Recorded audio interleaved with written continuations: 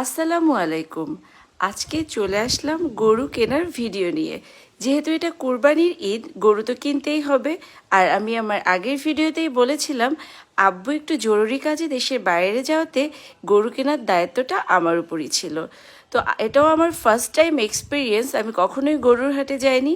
তো এবার এটা আমার জন্য ফার্স্ট টাইম আমি যাচ্ছি। ভীষণ গরম, স্কিপ করার সুযোগ নেই, যেতে হবে, গরু তো কিনতেই হবে।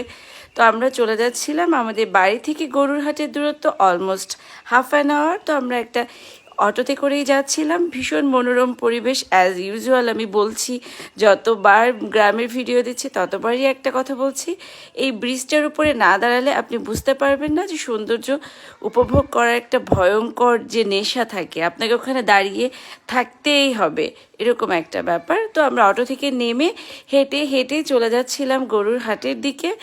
আমি কিন্তু গরু ভয় পাই, তো তারপরেও আমাকে যেতে হবে। যাচ্ছিলাম গরুর হাটের কাছে, যে আমি দাঁড়িয়ে গেছি, এর ভিতরে আমি কি করে যাব? খুব ছোট সরু রাস্তা, দুই পাশে গরু, মাঝখানে খুব কম জায়গা, এটার ভেতর দিয়ে হেঁটে হেঁটে আপনাকে গরু চুজ করতে হবে বেশ খানিকটা দূর। আমি ভিতরে যেতে খুবই ভয় পাচ্ছিলাম, সবাই আমাকে অভয় দিচ্ছিল কিচ্ছু হবে না, তো আমাকে মোটামুটি কাভার করে নিয়ে যাচ্ছিল। গরুর লেজ নাড়ালেই তো আমি ভয়ে চিৎকার করে উঠি।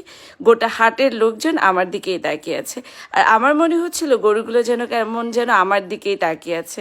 তো আমি যখন বলছিলাম সব গরু আমার দিকে কেন তাকিয়ে আছে, তো সবাই হাসাহাসি করছিল, বলছিল তোমাকে গরুর খুব পছন্দ হয়েছে। যাক, এটা জাস্ট ফান। তারপর আমি গোটা হাট একবার ঘুরলাম, গরু পছন্দ করলাম, দামাদামি করলাম, সব কিছুই করলাম, কিন্তু কোনো কিছুই অ্যাডজাস্ট হচ্ছিল না।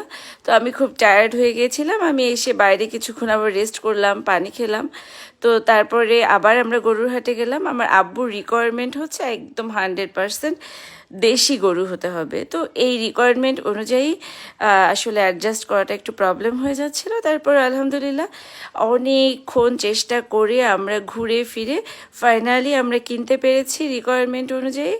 আলহামদুলিল্লাহ কোরবানিটা কবুল হওয়াটা অনেক বেশি জরুরি।